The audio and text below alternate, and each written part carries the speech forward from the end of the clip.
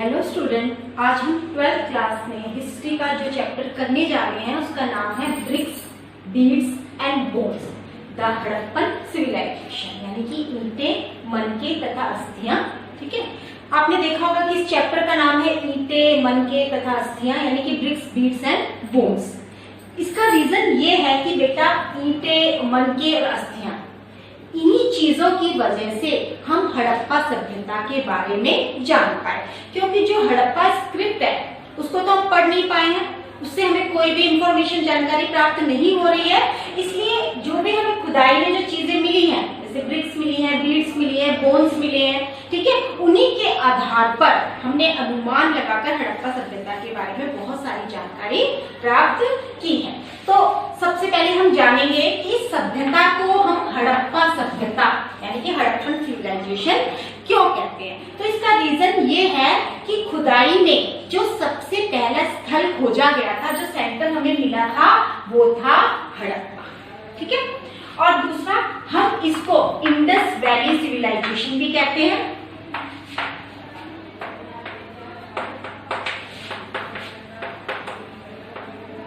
यानी कि हम इसको सिंधु घाटी सभ्यता के नाम से भी कहते हैं। हम इसको क्यों कहते हैं ऐसा? क्योंकि ये सिंधु नदी के आसपास पाई गई थी। हालांकि अब बहुत सारे सेंटर्स ऐसे हैं जो हमें सिंधु नदी के से काफी दूर भी मिल रही है। ठीक है बेटा, आपको समझ में आ गया कि हमने इसको हड़प्पा क्यों कहते हैं और हम इसको इंडस वैली सिविलाइजेशन क्यों कहते हैं। अब नेक्स्ट हम जानेंगे कि इसका टाइम ड्यूरेशन क्या रहा।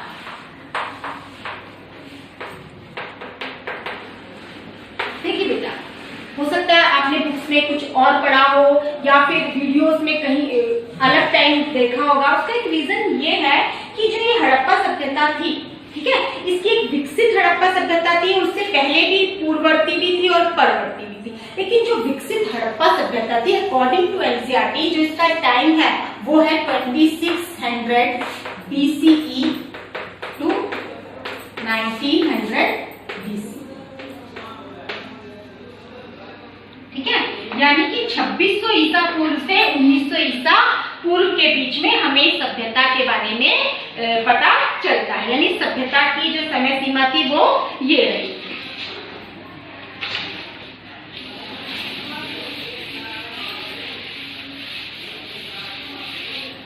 अब आती है कि ये हड़प्पा सभ्यता के जो सेंटर्स है वो कहाँ कहाँ पर पाए हैं। अब हम बात करें अभी वर्तमान में, तो 3 देश, भारत, पाकिस्तान और अफगानिस्तान। ठीक है, इन 3 देशों में हमें इनके सेंटर्स मिल रहे हैं। अफगानिस्तान में कुछ एक जगह है जहाँ पर हमें इसके सेंटर मिले हैं, नहीं तो ज्यादातर जो सेंटर्स है वो इंडिया और पाकिस्तान में है। इंडिया में इंडिया में कहाँ पर, जैसे कि हरियाणा में बनावली, राखीगढ़ी, ठीक है, और उसके बाद राजस्थान में कालीबंगन है, गुजरात में आपका नागेश्वर है, लोथल है। इसी तरह से पाकिस्तान में भी हड़प्पा जो है वो पाकिस्तान में ही पड़ता है, और मोहनजोदाड़ो है वो भी पाकिस्तान में है, कोट दीजी है, बालाकोट है, ये सारे हमें पाकिस्तान में मिलते हैं। और श्रोतुगई वगैरह जैसे 1-2 स्थल है जो हमें अफगानिस्तान में मिलते हैं। और कम से कम अब तक इसकी जो खुदाई है वो अभी भी हो रही है, नई नई चीजें अभी भी हमारे सामने आती रहती है। अब इसके कम से कम 1400 सेंटर्स हैं जो खोजे जा चुके हैं।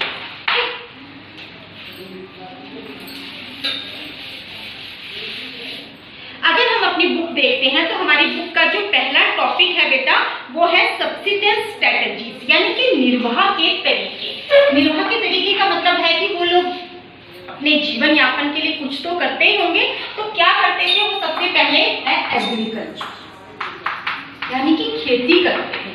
अब हमें कैसे पता कि वो खेती करते थे? क्योंकि हमें जमीन के अंदर से कुछ दाने मिले हैं, ठीक है, बीज मिले हैं, जिनसे हमें ये पता चल पाया है कि वो इस चीज की खेती करते थे। वहां की जो मुख्य फसल थी वो थी व्हीट एंड बार्ली, यानी कि गेहूं और ज्वार, सबसे ज्यादा इसकी खेती की जाती थी। इसके अलावा गुजरात के कई स्थलों पर हमें मक्का के भी बीज मिले हैं, यानी मक्का की खेती की जाती थी। चावल के दाने हमें कम मिले हैं। चावल के दाने हमें गुजरात में ही जो लोथल है और रंगपुर वहां पर मिले हैं। चावल की खेती बेटा कम करते थे। इसका रीजन ये था कि जो हड़प्पा था वो एक सेमी एरिड एरिया था, यानी एक अर्धशुष्क इलाका था जहां पर बारिश कम होती थी। अब बारिश कम होती थी और चावल की खेती के लिए हमें ज्यादा बारिश की जरूरत पड़ती है, तो इसलिए चावल की खेती कम की जाती थी। तो पहला तो हमने पता लगा लिया कि वहां के लोग एग्रीकल्चर करते थे। दूसरा, वो लोग क्या करते थे, वो लोग करते थे पशुओं को पालते थे। ठीक है, पशुपालन करते थे। हमें जानवरों की हड्डियां मिली हैं, यानी कि हमें एनिमल्स बोन्स मिले हैं। फॉर एग्जाम्पल जैसे बेफेलो हो गई, गॉट है, पिग है, शीप है। ठीक है, ये सारे जानवरों की जो हमें हड्डियां मिली हैं उनसे हमने ये पता लगाया कि सारे के सारे जानवर पालतू थे, तो ये लोग इनको पालते होंगे। इसके अलावा कुछ जंगली जानवरों की भी हड्डियां मिली हैं, जैसे बरहा जो जंगली सुअर होता है, घड़ियाल है, इनकी भी हमें हड्डियां मिली हैं। लेकिन ये जानवरों का खुद शिकार करते थे या फिर शिकारी जो समुदाय था उनसे मांस प्राप्त करते थे, इसके बारे में हालांकि हमें कोई जानकारी प्राप्त नहीं हुई है। इसके अलावा मछली और पक्षियों की हड्डियां भी हमें प्राप्त हुई है। तो इस तरह से हमने पता लगा लिया कि वो अपने जीवन को जीने के लिए खेती करते थे और दूसरा पशुओं को पालते थे। अब हमने पढ़ा कि वो लोग खेती करते थे, तो खेती में कौन सी टेक्नोलॉजी यूज करते थे वो अब हम इसके बारे में पढ़ेंगे। तो सबसे पहले हम देखेंगे कि वो खेतों में बैलों का प्रयोग करते थे।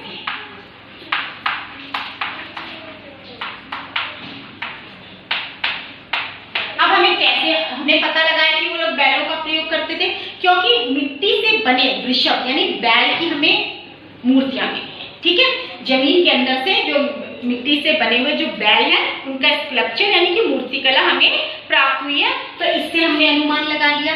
दूसरी बात, जो हड़प्पाई सील है, जो मोहरे हैं, हड़प्पाई जो हमें मोहरे मिली है, ठीक है, उन पर भी बैल की आकृति बनी हुई है। इससे हमने अनुमान लगा लिया कि वो लोग बैलों से परिचित होंगे और इसका प्रयोग वो लोग अपने खेतों में करते होंगे। ठीक है, इसके अलावा हलों का प्रयोग,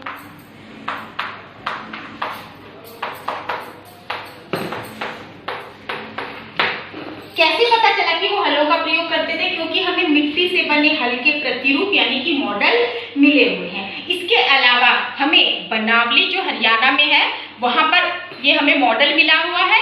इसके अलावा कालीबंगन है राजस्थान पर, वहां पर हमें जुते हुए खेत मिले हैं, तो इससे हमने अनुमान लगा लिया कि वो लोग हलों का भी प्रयोग करते थे। तीसरी चीजें हैं, 2 फसलें उगाना।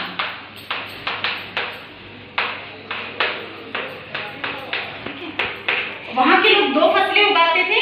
कैसे पता चला कि जो हल थे वो एक दूसरे को समकोण पर यानी राइट एंगल पर काटते थे, जिससे हमने अनुमान लगा लिया कि वो 2 अलग अलग तरह की फसलें उगाते थे। इसके अलावा है सिंचाई के साधन, मेथड ऑफ इरिगेशन।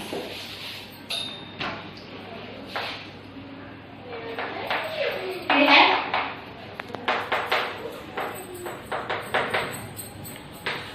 क्योंकि जैसे कि मैंने आपको बताया कि जो हड़प्पा है वो सेमी एरिड एरिया था, अर्धशुष्क इलाका था, तो बारिश कम होती थी, इसलिए जरूर सिंचाई के कुछ साधन अवश्य वहां पर मौजूद होंगे। जैसे अफगानिस्तान में जो श्रोतुगई नामक स्थल है वहां पर हमें नहरों के अवशेष मिले हैं, लेकिन पंजाब में ऐसा कुछ नहीं नजर आया। तो इसका कारण ये भी हो सकता है कि शायद कोई बाढ़ वगैरह आई हो, जिसकी वजह से क्या हुआ हो कि नहरें कीचड़ से भर गई होगी। इसके अलावा धोलावीरा गुजरात में हमें जरूर इस तरह का कोई जलाशय मिला है, तो इससे पता लग गया कि वो खेती के लिए जरूर पानी को इकट्ठा करते होंगे। अब आते हैं अपने नेक्स्ट टॉपिक पे। बहुत इंपॉर्टेंट क्वेश्चन है बेटा, वो है आपका फीचर्स ऑफ मोहनजोदाड़ो।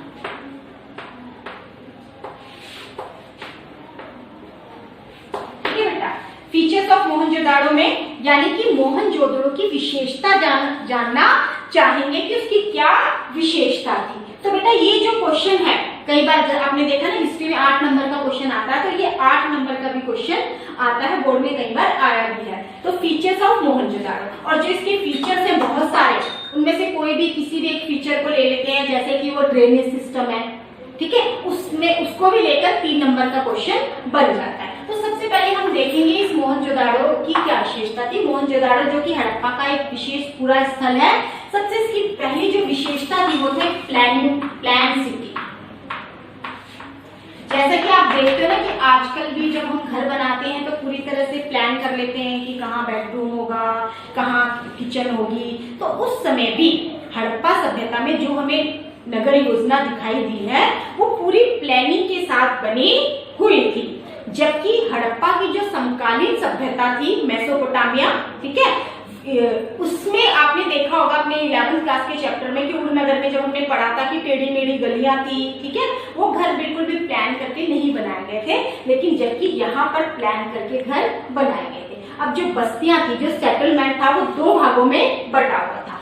छोटा लेकिन ऊंचाई पर जो बना हुआ था, ठीक है, उसको दुर्ग कहते थे, यानी कि सिटाडेल कहते थे। और जो नीचे रहने के लिए बनाया गया था, बड़ा लेकिन जो नीचे बनाया गया था, जिसको हम रेजिडेंशियल एरिया कहते थे, यानी ये आवासीय स्थल है, ठीक है बेटा। ये जो था ये कच्ची ईंटों के चबूतरे पर, यानी इसको प्लेटफॉर्म पर बनाया गया था और इसको चारों दीवार से घेर दिया गया था। हालांकि हमने निचले शहर को भी चारों दीवारों से घेरा था। यहाँ पर हमें क्या मिला है, इसमें यहाँ पर हमें मिला एक ग्रेट बाथरूम और इसके अलावा स्टोरेज रूम। तो ऐसा माना जाता है कि जैसे सिंधु नदी में बार बार बाढ़ आती थी तो उनका अनाज वगैरह नष्ट ना हो जाए, इसलिए वो वहां पर इसको सेफ रख दिया करते थे। ये थी इसकी पहली जो फीचर्स था। दूसरा है पक्की ईंटों का निर्माण। हड़प्पा सभ्यता के लोग जो अपने घर बनाते थे उसमें वो पक्की ईंटों का प्रयोग करते थे। ईंटों को बनाकर धूप में सुखाकर फिर इसको भट्टी में पकाया जाता था, और जो ईंटों का रेशियो है वो भी क्या था, एक समान था, ठीक है। उसके बाद जो इसका तीसरा है वो है इसका ड्रेनेज सिस्टम।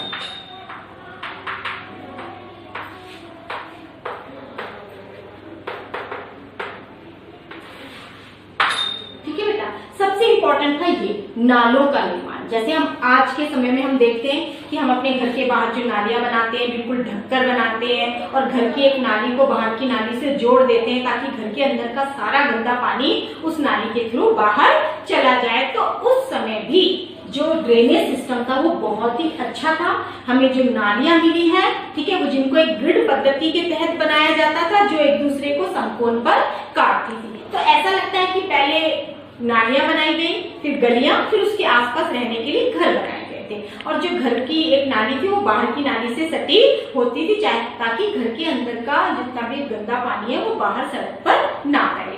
इसके अलावा नालियां पक्की थी, ठीक है, और नालियों को ढक भी दिया जाता था। तो इससे हमें पता चलता है कि हड़प्पा के लोग सफाई को बहुत अधिक पसंद किया करते थे, यानी कि वो बहुत अधिक स्वच्छता प्रेमी थे। नेक्स्ट जो इसका फीचर है वो है उसका डोमेस्टिक आर्किटेक्चर, यानी कि गृह स्थापना। घर कैसे बनाते हैं, ठीक है। अब देखो हमें क्या, जब हमने देखा तो हमें क्या मिला कि जो उनका घर होता था बीच में पहले एक आंगन होता था, जिसके चारों क्या होते थे, कमरे होते थे। और वो इस आंगन का प्रयोग संभवतः गर्मी के समय में खाना पकाने या फिर बुनाई कताई जैसी क्रियाएं थे वो उन दिनों गर्मियों के समय में आंगन में बैठकर कर लिया करते थे। इसके अलावा जो ग्राउंड फ्लोर होता था वहां पर हमें कोई भी खिड़की नहीं मिली है।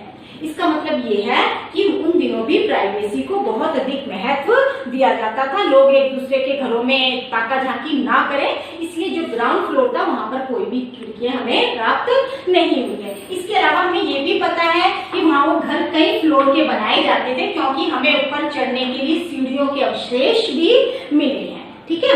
इसके अलावा जो बाहर जो होता था, बाहर एक कमरा होता था जहां पर कुआं होता था, ताकि बाहर से आने वाला कोई भी व्यक्ति घर के अंदर प्रवेश ना करे और वहां कुएं से पानी पी सकता था। और मोहनजोदाड़ो में ही हमें कुओं की संख्या लगभग 700 मिली है। इट मीन्स हर घर में कम से कम लोगों का अपना एक पर्सनल कुआं होता था।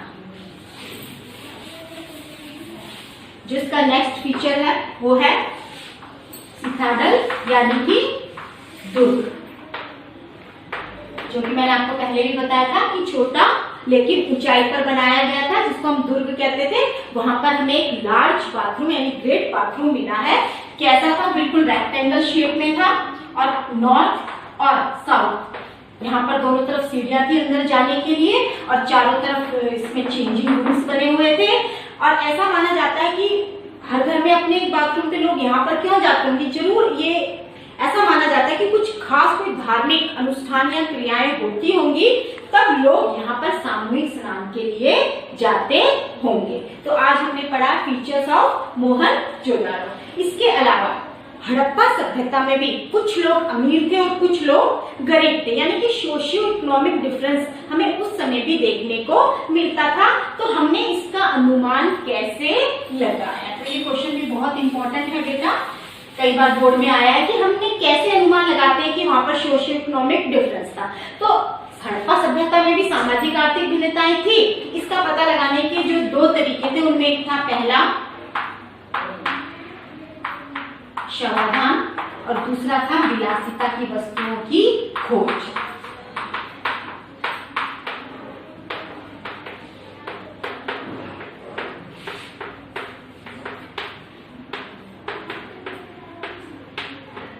देखिए बेटा, मरने के बाद वो लोगों को गड्ढों में दफनाते थे और गड्ढों की बनावट एक दूसरे से क्या थी? अलग। पहली बात समझ में आया? तो गड्ढों की जो बनावट अलग थी, वो कहीं ना कहीं से पता चलता है कि ये अमीर और गरीब का जो को दफनाते होंगे तो जरूर गड्ढों की बनावट एक दूसरे से अलग थी। इसके अलावा कुछ गड्ढों की सतह पर चिनाई की गई है, उससे भी पता चलता है। इसके अलावा कुछ जो शव हमें मिले हैं, बरियल्स जो हमें मिले हैं, शवाधान मिले हैं, वहां पर कुछ कीमती वस्तुएं भी दफनाई हुई है और कहीं पर सिर्फ जो रोजमर्रा की चीजें थी जैसे मिट्टी के बर्तन वगैरह। तो इससे भी हमने ये अनुमान लगा लिया कि जहाँ कीमती वस्तुएं मिल रही है जिस शवाधान में, जरूर वो किसी अमीर का ही शव होगा। हालांकि हड़प्पा वासी मरने के बाद शवाधानों में विलासिता की वस्तुएं यानी कि कोई भी लग्जरी आइटम दबाने में विश्वास नहीं रखते थे, लेकिन जहाँ मिला है तो इट मीन जरूर कोई अमीर होगा, इसलिए उसने मरने के बाद उस गड्ढे में कीमती वस्तुएं भी दफना दी। दूसरा है विलासिता की वस्तुओं की खोज। जैसे रोजमर्रा की चीजें होती है बेटा, जैसे मिट्टी के बर्तन है, सुइयां, झावा, ये तो हमें हर जगह खुदाई में मिल रहे हैं, लेकिन कहीं कहीं पर हमें फ्यांस से बना पात्र मिल रहा है।